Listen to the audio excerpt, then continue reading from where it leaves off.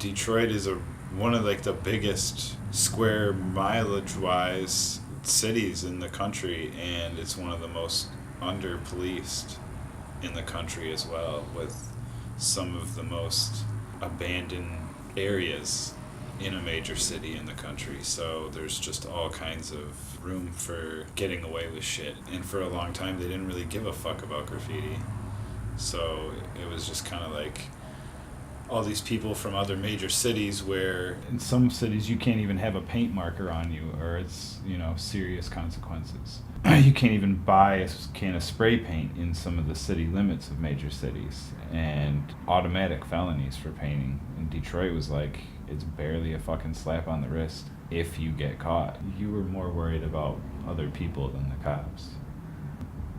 I'm fucking some shit up in somebody's neighborhood who might not appreciate it, who might be violent, And since there's so few police, the chances of getting caught are so little. So, just that mixed with the vast amount of blank canvas from abandoned buildings and houses and shit like that, it's just like, it was like a graffiti kind of fucking paradise. They don't give a fuck about the artist in the city. They don't want to understand it.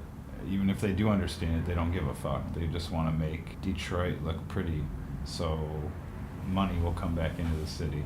People would just get a ticket, or they get locked up for the night, or they just kick your ass, or take your paint, or, whatever. But now it's, like mandatory felony. More so than not, people thought it was cool. They thought it was interesting because we were just, painting on shit that was otherwise disgusting and derelict and ugly and putting color on it.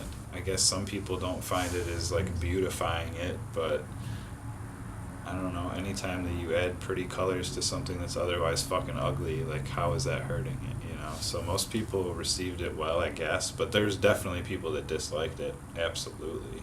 It was getting to a point where, like, any of the main roads in Detroit, like, were just solid. Like, you drive from the suburbs to the city, and as soon as you crossed 8 Mile, it was just like solid fucking graffiti almost.